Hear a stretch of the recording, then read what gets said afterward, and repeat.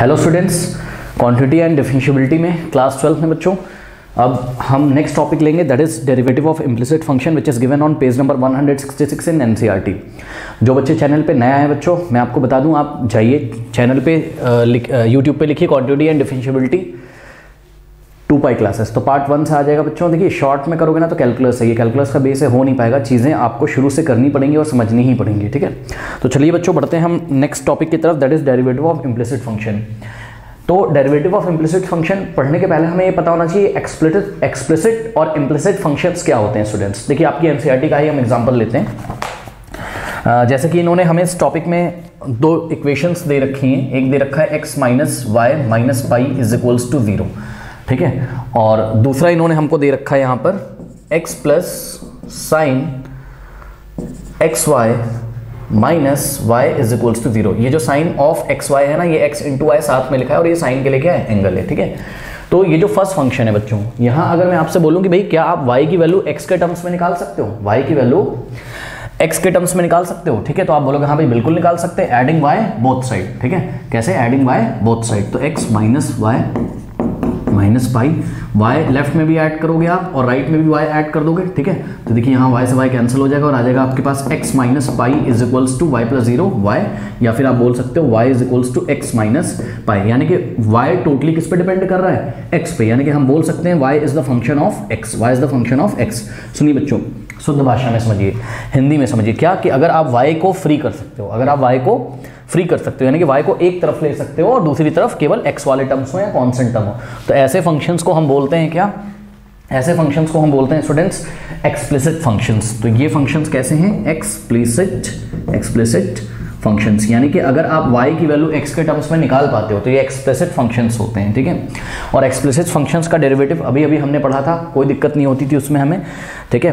y एक तरफ y दिया रहता था और दूसरी तरफ x का फंक्शन दिया रहता था, तो हम dy dx बोथ साइड लगा के डिफरेंशिएशन कर लेते थे। लेकिन अगर ऐसा हो जाए, ठीक है, तो ये फंक्शन इम्प्लिसिट फंक्शंस हैं स्टूडेंट्स। क्यों, अगर हम आपसे बोले यहाँ पे y की वैल्यू निकालो, ठीक है, तो आप नहीं निकाल पाओगे। क्यों नहीं निकाल पाओगे, देखिए मान लीजिए ज़्यादा से ज़्यादा आप क्या करोगे, एडिंग y बोथ साइड करोगे, ठीक है। कैसे, x plus sine of x y, ठीक है, y आप लेफ्ट में ऐड करोगे और y आप राइट में ऐड करोगे, यहाँ y से y कैंसिल हो जाएगा, y plus 0 y is equals to क्या आ गया, x plus sine of x y. अब सुनो, क्या आपने y को एक तरफ कर पाए, पूरी तरीके से नहीं, ध्यान से चेक करिए, साइन के साथ अभी भी एक्स वाई, अगर आप कोई ये बोलेगा कि भाई y से डिवाइड कर दो तो ये y हट जाएगा, है ना, नहीं अलग कर सकते हो। ये साइन के साथ जो लगा है ये साइन का एंगल है, साइन के एंगल को थोड़ी ना अलग कर दिया जाता है, ठीक है ना।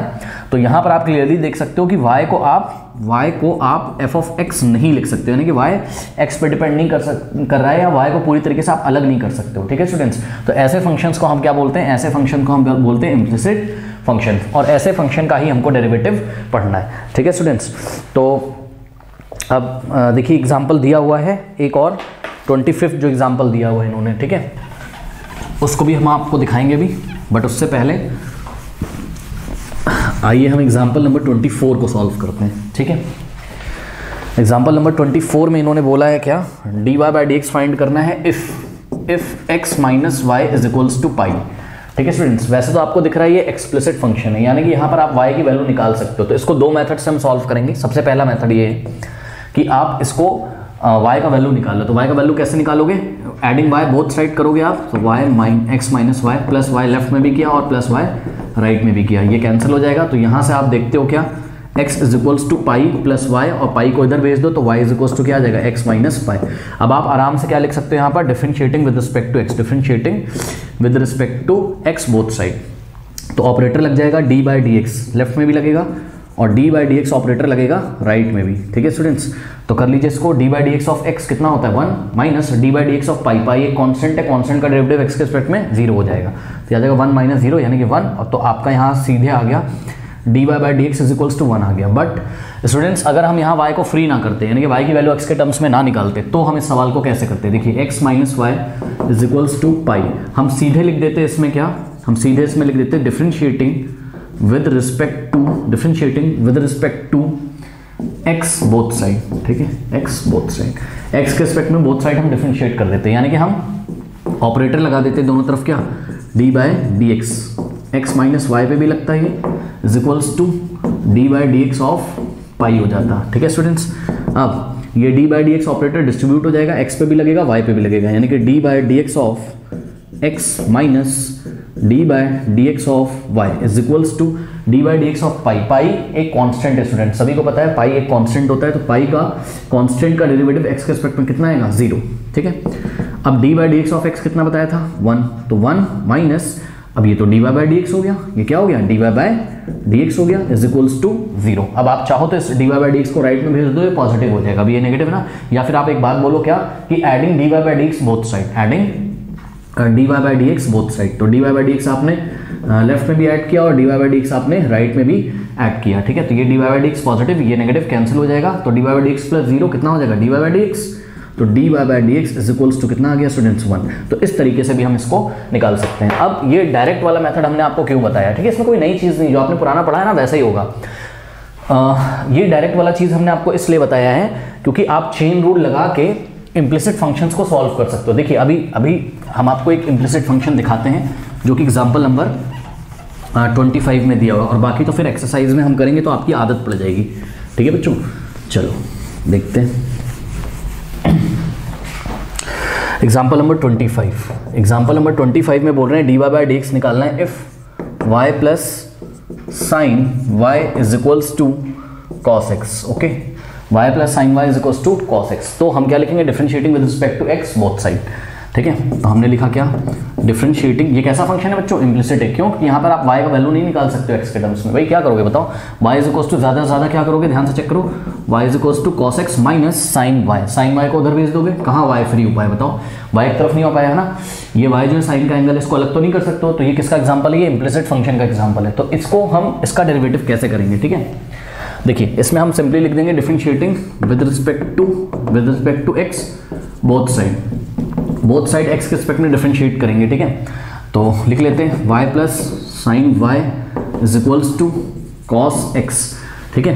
अब बोथ साइड x के रिस्पेक्ट में डिफरेंशिएट किया तो ऑपरेटर लगेगा d by d x, left में भी लगेगा और राइट में भी लगेगा, ठीक है स्टूडेंट्स। ये अब यहाँ पे ध्यान दीजिएगा बच्चों, ये d by d x y पे लगेगा तो ये आ जाएगा, दिस इंप्लाइज करेंगे यहाँ पर क्योंकि ये पार्ट इसके इक्वल है, ठीक है। This implies d y by d x is equal plus ये d by d x distribute हो जाएगा ना प्लस पे, तो d by d x of y, d y by d x plus d by d x of sine y is equals to, अब ध्यान से check करिए बच्चों, d by d x of cos x का derivative कितना होता है minus sine x, ये तो आपने पढ़ा। और ध्यान दीजिएगा बच्चों प्लीज, एक्स के रिस्पेक्ट में कर रहे हो आप, है ना, एक्स के रिस्पेक्ट में कर रहे हो आप, लेकिन यहाँ पर क्या है, यहाँ पर ऊपर क्या है, ऊपर वेरिएबल वाई है और आप एक्स के रिस्पेक्ट में कर रहे हो। इसको मैं आपको करके दिखाऊंगा, यही यहाँ पर हमको सीखना है कैसे करना है।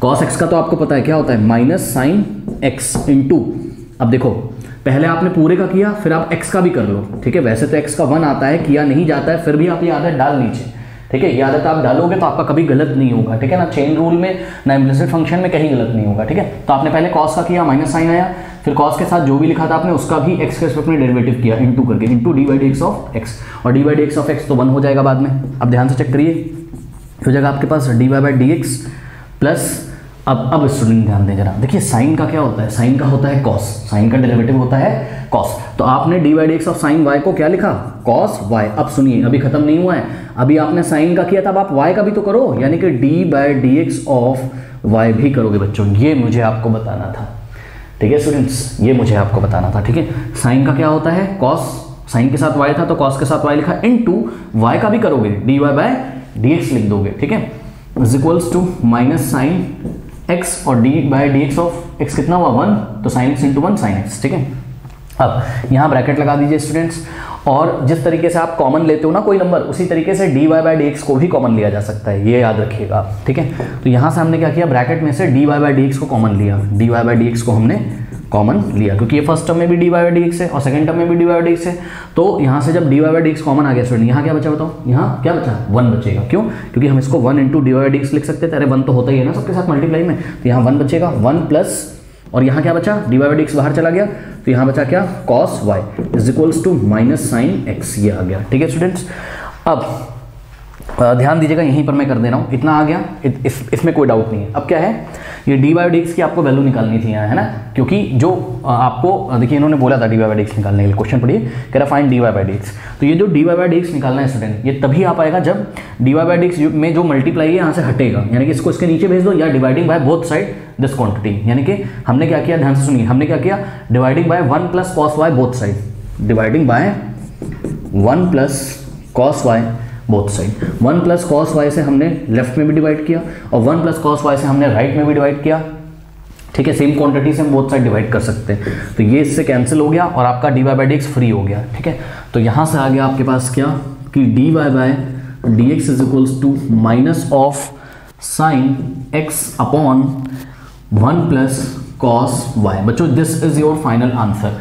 लेकिन आप देखोगे तो एनसीईआरटी में इन्होंने एक चीज़ और लिखी हुई है, क्या इन्होंने लिखा है कि y should not equals to 2n plus 1 pi. इसका क्या मतलब है, y should not equals to 2n plus 1 pi. सुनो बच्चों एक बात बताऊं, ये जो y है ये कॉस के लिए एंगल है, और एंगल अगर ऑड मल्टीपल ऑफ पाई हो जाए तो आंसर नीचे -1 आने लगेगा। एग्जाम्पल दूं, सुनो एग्जाम्पल देखो जरा। एग्जाम्पल मान लो n क्या है, यहाँ इंटीजर है, n का वैल्यू आपने कितना लिया 0, ठीक है। n का वैल्यू अगर आपने 0 लिया, मान लो y इसके इक्वल हो जाए, मान लो y इसके इक्वल हो जाए, मान लो y इसके इक्वल हो जाए, तो 2 into 0 plus 1 into pi, answer क्या आ जाएगा पाई। y इज इक्वल टू अगर पाई रखोगे बच्चों तो यहाँ cos पाई हो जाएगा, cos पाई क्या होता है -1 होता है ना, cos पाई क्या होता है -1 होता है। तो ये जो आपका डेरिवेटिव आया है इस टाइम dy बाई dx जो आया है स्टूडेंट्स, क्या है माइनस साइन x अपॉन 1, और cos पाई क्या होता है -1 होता है, ठीक है। तो भैया नीचे 0 हो जाएगा, और नीचे अगर 0 हो जाएगा तो आंसर आएगा क्या, आंसर आएगा नॉट डिफाइंड, आंसर आएगा नॉट डिफाइंड। और जो dy बाई dx आप निकालते हो, ठीक है बच्चों, उसकी डेफिनेट वैल्यू हमको निकालनी, डेफिनेट क्या, वो डिफाइंड होगा तभी तो निकलेगा ना। तो dy बाई dx बच्चों जो होता है वो हमको एक डिफाइंड वैल्यू लानी पड़ती है, तो हमें वो वाले पॉइंट्स मना करने पड़ते हैं जहां पर डेरिवेटिव क्या हो, नॉट डिफाइंड हो जाए, ठीक है। तो हमको मना करना पड़ेगा नीचे, इसलिए एनसीईआरटी ने लिखा है कि y should not equals to 2n plus 1 pi, यानी कि पाई का ऑड मल्टीपल नहीं होना चाहिए y। अगर आप यहाँ n का वैल्यू 1 रखोगे बच्चों, ठीक है, 2 1 2 प्लस 1 कितना होता है 5, सॉरी 3, 2 1 2 प्लस 1 3 पाई भी क्या होता है -1, ठीक। इसी तरीके से n का वैल्यू अगर 2 रखोगे, 2 टू द 4 प्लस 1 5 पाई भी -1 होता है, यानी कि y की कोई ऐसी वैल्यू नहीं होनी चाहिए जिसके लिए cos कितना हो जाए -1, क्योंकि 1 -1 नीचे कितना हो जाएगा 0, ठीक है स्टूडेंट्स। तो इस तरीके से इस बात का भी आपको ध्यान रखना है कि डेरिवेटिव्स क्या हों, जो आंसर आए वो डिफाइंड भी हों। तो जिन पॉइंट्स पे वो डिफाइंड नहीं होंगे उन पॉइंट्स को हम मना कर दिया करेंगे। ओके, कर लीजिए बच्चों इतना। चलिए स्टूडेंट्स, नेक्स्ट टॉपिक हमको जो दिया हुआ है 5.3 से पहले, वो दिया है derivative of inverse trigonometric function. ये मैं आपको पहले ही फॉर्मूले लिखा चुका हूँ, ठीक है। तो अब यहाँ पर एक बहुत छोटी सी बात आपको और सीखनी है कि देखिए, जैसे कि हम आपको रिवाइज करा दें, D by d x of sine inverse x 1/√1 minus x square हमने पढ़ा था, और कॉस इनवर्स एक्स का डेरिवेटिव क्या होता था -1 बस साइन का जो होता था उसके आगे माइनस लग जाता था, ठीक है। टेन इनवर्स का 1/1 plus x square, cot inverse का क्योंकि क्वेश्चन सी से स्टार्ट हो रहा है इसलिए आगे आंसर माइनस आएगा, हमने आपको बताया था। सेक इनवर्स का 1/√x स्क्वायर -1, और कॉसेक का क्या होता है आगे बस माइनस लग जाएगा, ठीक है। तो ये होता है। अब यहाँ पर देखिए, यहाँ पर हमने एक हेडिंग लगाई हुई है ये वाले कॉलम में ऊपर, domain of derivative functions, sorry domain of derivatives, domain of derivative यानी कि एफ डैश ऑफ एक्स का डोमेन है, ठीक है। अगर आप चाहें तो आप टेबल 5.4 देख सकते हैं एनसीईआरटी में 169 पेज पे दिया हुआ है, ठीक है स्टूडेंट्स।